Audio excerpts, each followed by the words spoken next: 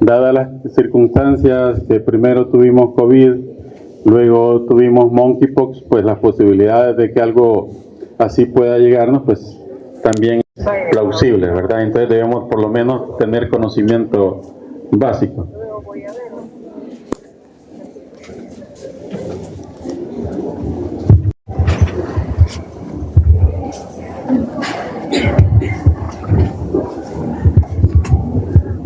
Bien, sí. Disculpen que voy a hablar con un dulce en la boca, pero ya no aguanto la garganta. Si no... Hola, hola. Lali. Miren, no ha avisado a Ricardo. Va, listo. Gracias. Bien, entonces es una infección que no circula en nuestra región, pero es plausible que pueda darse.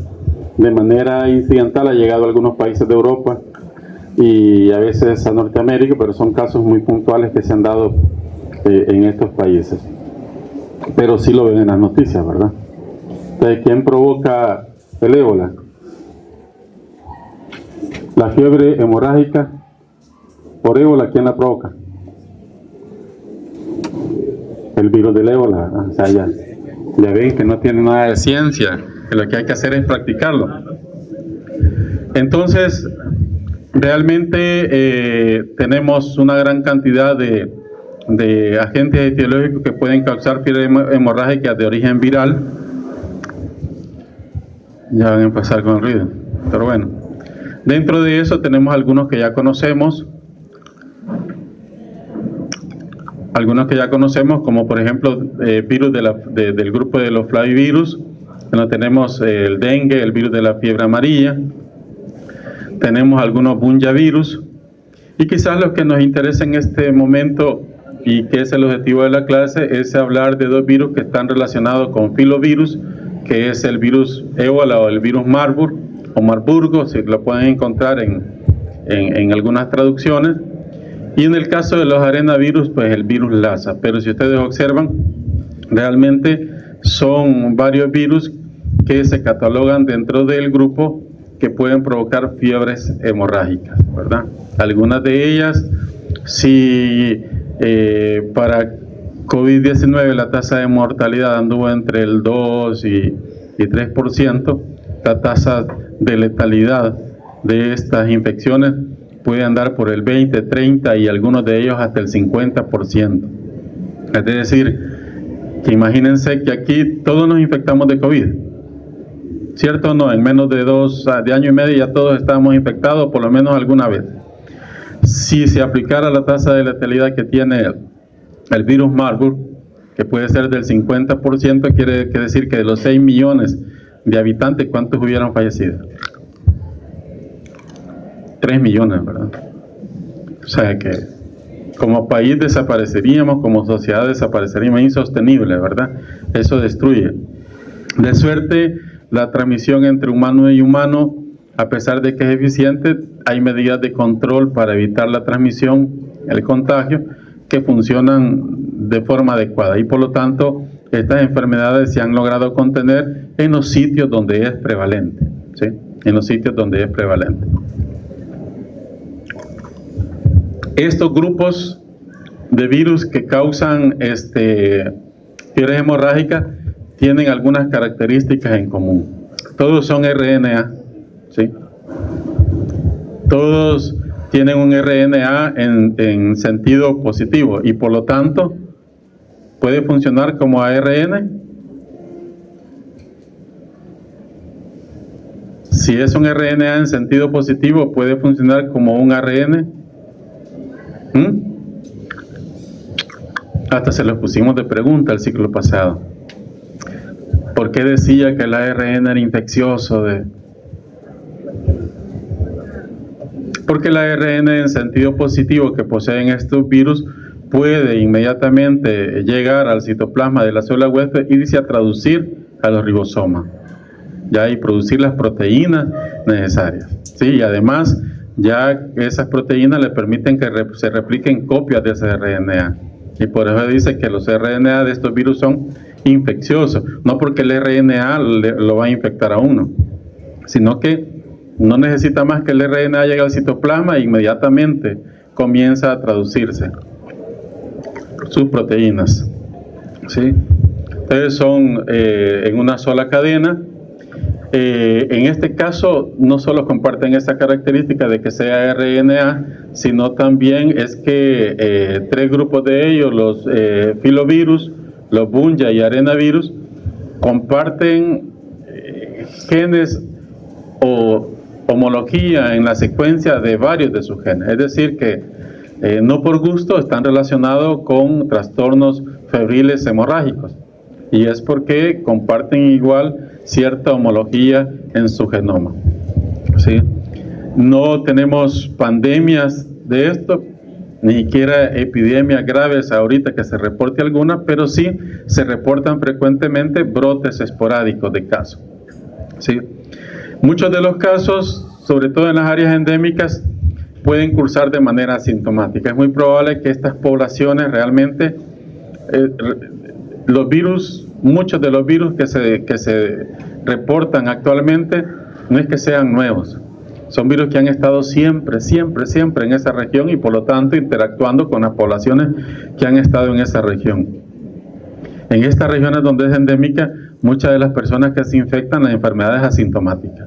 Puede ir desde asintomática hasta cuadros que no se complican, que pueden simular un cuadro gripal o un síndrome mononucleósido también, ¿de acuerdo?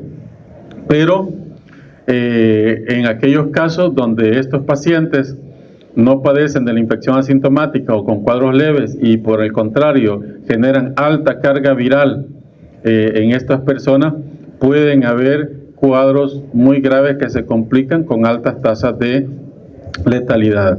Aquí los estudios que se han hecho pues determinan que roedores, murciélagos, pues son los reservorios naturales de estos virus, que cuando nos infectan y se provocan los cuadros graves podemos tener trastornos gastrointestinales, neurológicos, multiorgánicos severos, con hemorragias graves que nos termina, estás mal, chico.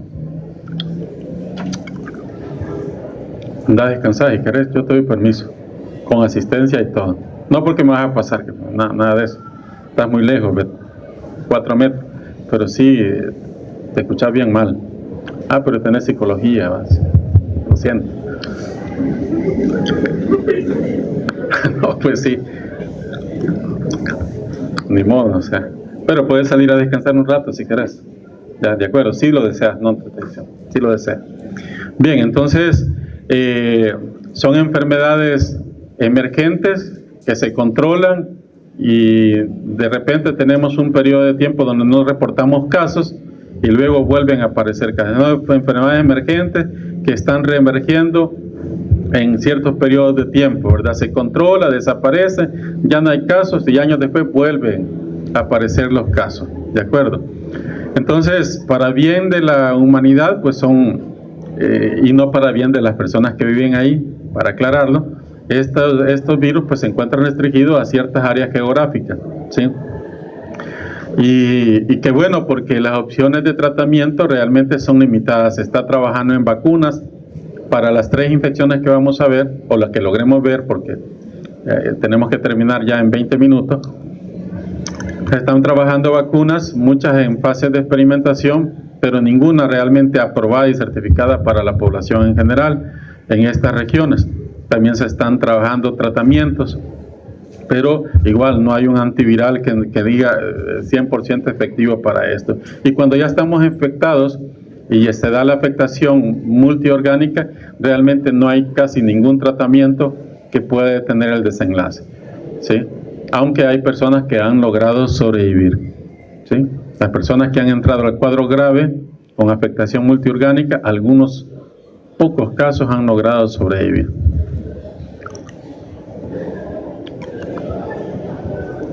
Entonces, en el caso del ébola, solo para recordar, tenemos varias especies, por ejemplo el Zaire ébola virus que causa la enfermedad por virus ébola, la especie ébola virus de Sudán, que causa la enfermedad por virus de Sudán, igual son enfermedades febriles hemorrágicas.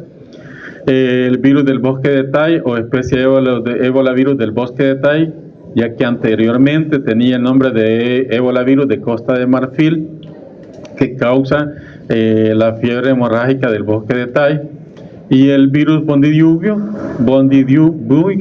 ébola virus, si es que así se pronuncia, causa la enfermedad por Bundibugyo, ¿sí? Tenemos otros ébola virus, que son el virus resto y el virus de Von Valley, pero que estos no se han relacionado aún con enfermedad humana, ¿sí? Por si no lo vieron el ciclo pasado, pues hoy se lo voy a preguntar. En el caso de ébola, en el 76 hubieron 2 brotes muy importantes, y ahí es donde se volvió noticia, pero no es que hayan sido los primeros casos, siempre se dieron casos en esos lugares, pero fueron 2 brotes muy importantes. El de 1976, ya en el Congo, en unos pueblos que estaban cercanos al río Ébola, y por eso el nombre del virus, porque interesó a la comunidad científica, y debido a que esos pueblos donde se estaban dando estos cuadros estaban cercanos al río Ébola, pues se le terminó dando el nombre a este virus del ébola, ¿de acuerdo? También en ese mismo año se dio otro brote a una distancia de casi 1000 kilómetros de diferencia en Sudán, ¿sí? Y por lo tanto se vio que no tenía nada que ver el río Ébola con el virus, ¿verdad? Sino que había de fondo otro contexto ecológico de donde la gente estaba adquiriendo la infección. Entonces, en estos virus vamos a tener 2 tipos de transmisión, realmente tres, pero van a encontrar en los libros que hay 2 tipos de transmisión, primaria y secundaria. La primaria es la que se da cuando el ser humano adquiere la infección a partir de los supuestos reservorios. En el caso, murciélagos que se alimentan de frutas, o primates no humanos que ya están infectados ya por el virus. Probablemente adquirieron la infección a partir de murciélagos que se alimentan de frutas, y a partir de estos pasar a personas que se incorporaron al entorno ecológico de esto, ¿de acuerdo? O sea, alguien que llegó a una cueva donde están estos murciélagos, ya que pueden ser reservorio del virus, y adquirieron el virus. Esa sería la transmisión primaria. Luego está la transmisión secundaria, que puede ser sangre o fluidos de personas que ya están infectadas. El virus ébola va a estar en gran cantidad de fluidos, en orina, saliva, sudor, heces, vómito, hasta semen, por ejemplo. Por lo tanto, la transmisión por vía sexual es plausible, es posible, ¿ya? De hecho, se documentó en uno de esos casos de una persona que sobrevivió al cuadro grave, que durante más de 6 meses de líquido seminal de testicular todavía mantenía partículas virales de ébola viables, ¿sí? Viables, y por lo tanto esta persona puede estar transmitiéndole el virus a otra persona, ¿ya? Entonces va a estar en cantidad de secreciones, igual si esas secreciones caen en ropa, utensilios, etcétera, y no está expuesta al sol, a la desecación, puede durar más de 24 horas el virus viable, y del cual nos podemos infectar, ¿sí? ¿De acuerdo? Entonces, como les pongo ahí, no hay evidencia, porque es difícil documentar eso de la transmisión sexual, así como para monkeypox, pero es plausible, porque hay una gran cantidad de carga viral, sí, en el semen y en las secreciones vaginales, y por lo tanto, si hay abrasiones y hay contacto con el virus, es plausible esta infección por vía sexual. Hay otra tercera que no aparece, ya hablamos de la primaria, ¿sí? Y de la secundaria, pero esta infección se mantiene en la naturaleza, ¿sí? En su región natural, por decirlo de esa forma. Desconozco cuál es el concepto de su entorno a nivel selvático. Entonces, ahí la infección se transmite como una epizoonosis.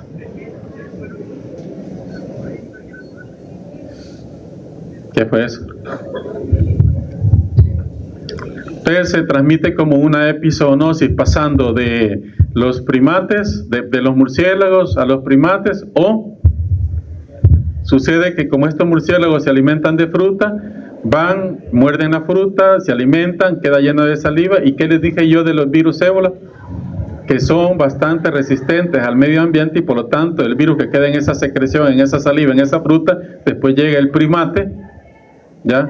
Y come de eso. Entonces ese ciclo de transmisión se está dando en la naturaleza, siempre. Entonces hay una tercera forma de transmisión que es el ciclo epizoonótico, ¿verdad? Que se da en los primates. Entonces tenemos la epizoonosis, la transmisión primaria que ya involucra al humano y la transmisión secundaria. El periodo de incubación es de 2 a 21 días, en promedio de 8 a 10 días. Durante el periodo de incubación, poco o ningún síntoma podemos observar y para suerte el virus es poco transmisible en ese periodo de incubación. El periodo de transmisibilidad empieza cuando inicia la fiebre, ¿sí? Y aumenta conforme el cuadro se va agravando porque está relacionado con la mayor carga viral y por lo tanto el riesgo de transmisión va a aumentar.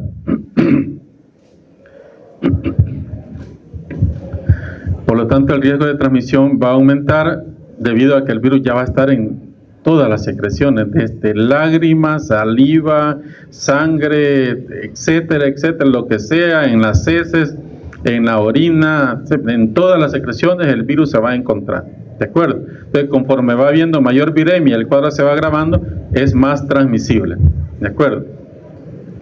Y aquí está lo que les había mencionado, ¿verdad? Entonces, ¿quiénes son susceptibles? Todos a cualquier edad, porque se supone que no hay memoria inmunológica en contra del virus. El cuadro clínico empieza como un cuadro inespecífico, ¿sí? Fiebre, debilidad general, cefalea, seguida de un dolor de garganta. Les dije que puede aparentar un síndrome mononucleósido al principio, pero luego de eso puede haber diarrea, vómito, erupción maculopapular. Pero hasta este momento no es un cuadro que lo podamos diferenciar de otros cuadros por otro tipo de patógeno. Sin embargo, conforme aumenta la carga viral y la afectación multiorgánica, puede darse diátesis hemorrágica, es decir, que vamos a observar sangramientos o presencia de lesiones en piel, ya moretones, por ejemplo, petequias. Vamos a observar estas evidencias en estos pacientes y no solo sangramiento, que nos está diciendo que el cuadro comienza a complicarse. De hecho, a todo paciente con el cuadro inespecífico, pero que comienza con hemorragias o evidencias de problemas de coagulación o de daño endotelial, pues debe de sospecharse inmediatamente, sobre todo si está en estas regiones, de una probable infección con un virus hemorrágico, ¿verdad? Y si está viviendo cercano al río ébola, entonces rápido se sospecha de qué virus podría ser, ¿verdad? Entonces, los trastornos de laboratorio incluyen linfocitopenia, trombocitopenia, alteración de enzimas hepáticas, alteración de muchas pruebas de función renal, ¿de acuerdo? Y el diagnóstico diferencial, en un principio, pues, con todas esas enfermedades, incluyendo con otras que son de tipo de manifestación hemorrágica. Básicamente podríamos dividir el cuadro en 4 etapas, ¿sí? En 4 etapas.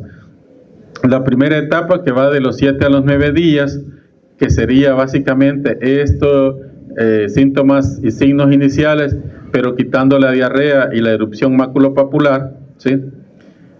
La siguiente etapa, que va después del día 10, donde ya tenemos fiebre alta, ya tenemos hematemesis, es decir, vómitos con sangre, y el paciente cambia ya de conducta, ¿sí?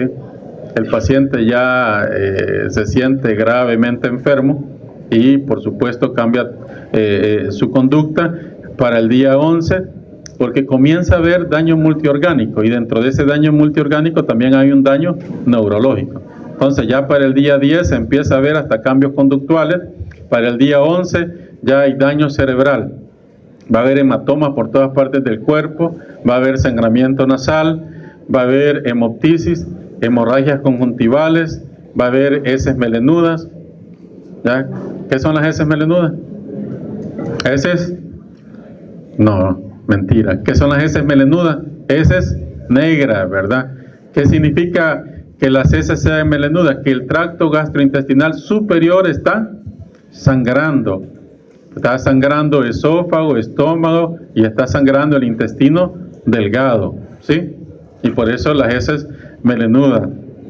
Para el día 12, la persona ya puede estar inconsciente, puede estar convulsionando, van a haber hemorragias internas por todas partes y deviene la muerte, ¿ya?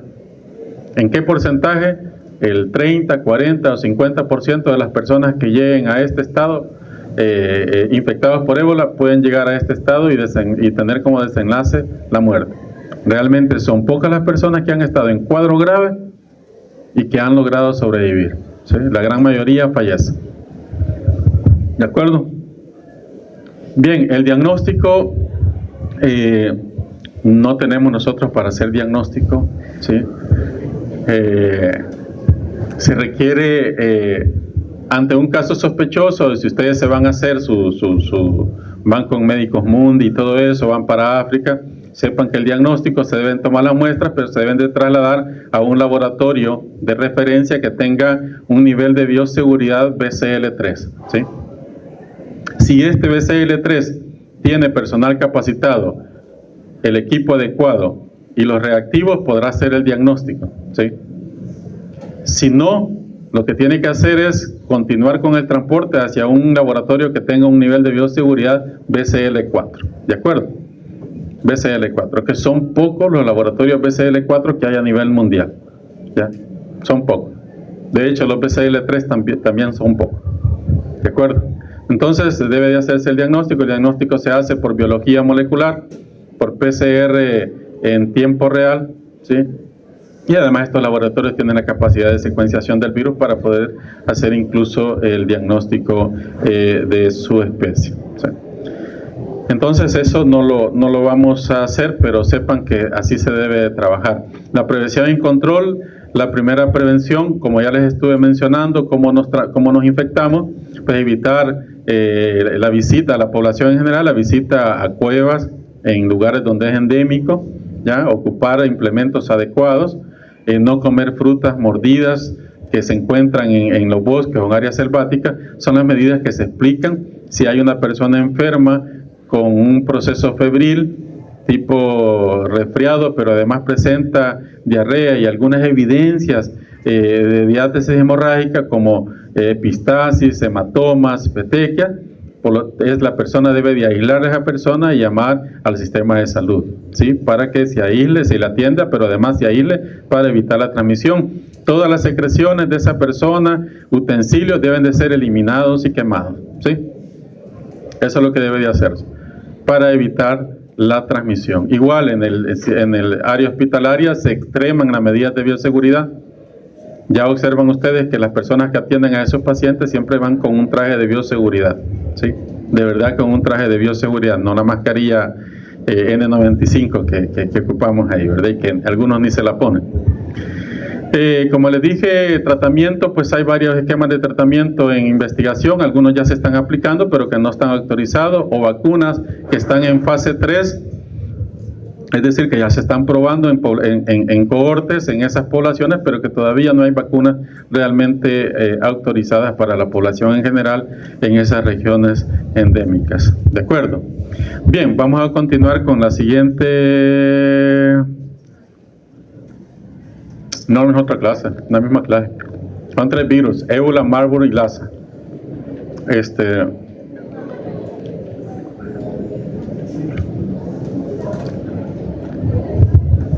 1, 2, 3, 4, 5, 6, 7, 8, 9, 10. Bueno, solo vamos a ver algo. Bien, entonces con el ébola, esa es la realidad y siempre es importante que al menos ese conocimiento básico lo tengamos. El otro virus, aparte de todos los demás que hay, pero que también en los últimos años ha tomado mucha importancia, que causa también fiebre hemorrágica, tiene una alta letalidad y Y realmente eso es lo preocupante, la alta letalidad de estos virus, porque si se llegase a extender a nuestros países, la letalidad tan alta que tiene va a ser estrago. O sea, lo que hizo el COVID o lo que hizo la influenza en el siglo pasado, o sea, va a ser un cuento de hadas comparado con lo que puede hacer el ébola, ¿de acuerdo? Entonces el otro virus que tenemos es el virus Marburg o Marburgo, que anteriormente se conocía como fiebre hemorrágica de Marburgo.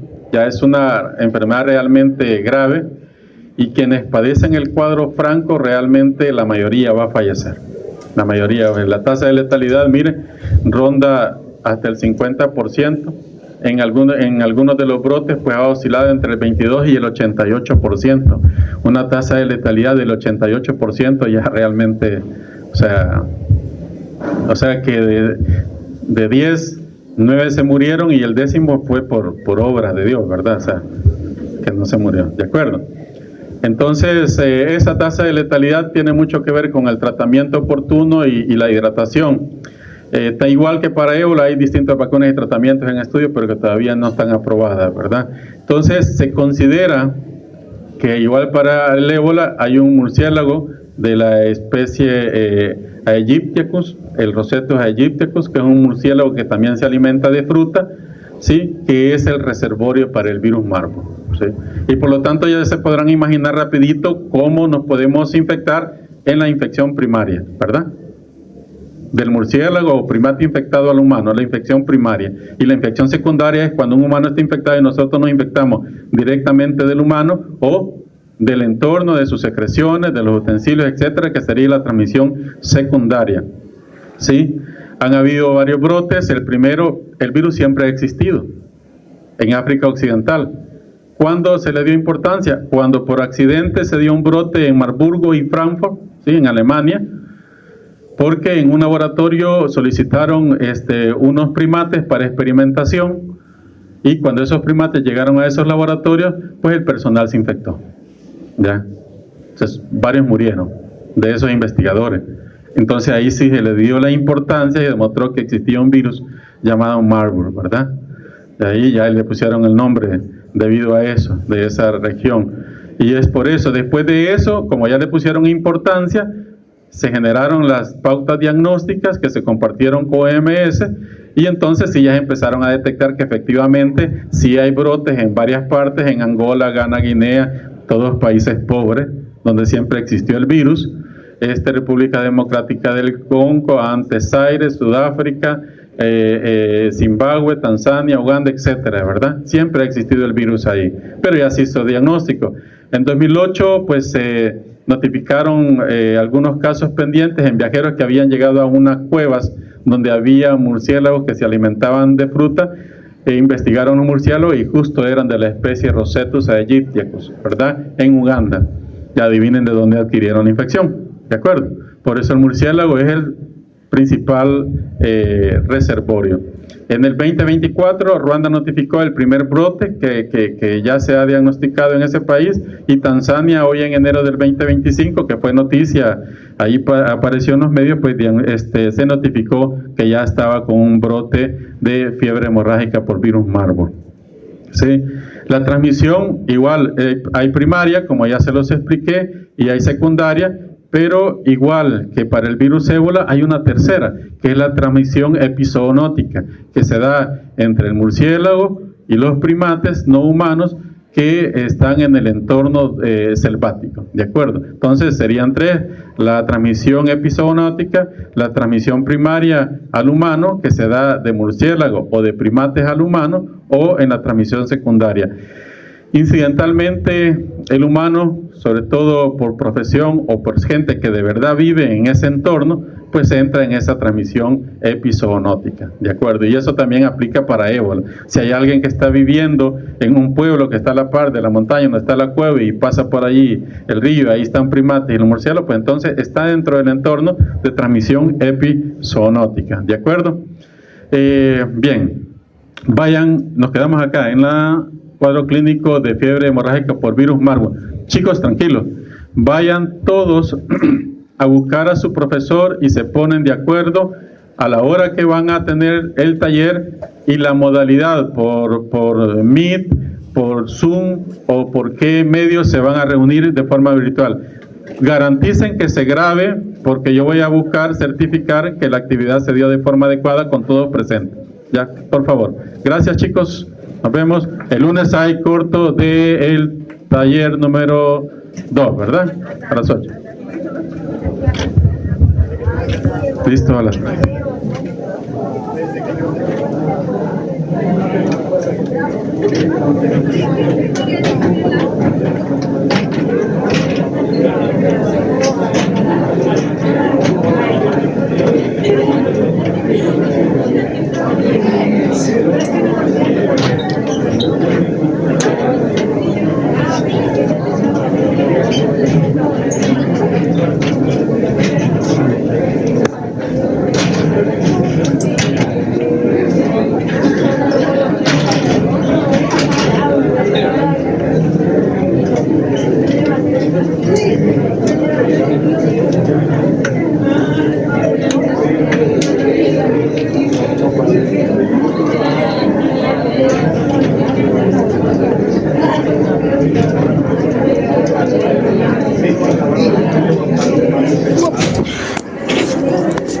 La que tiene favor,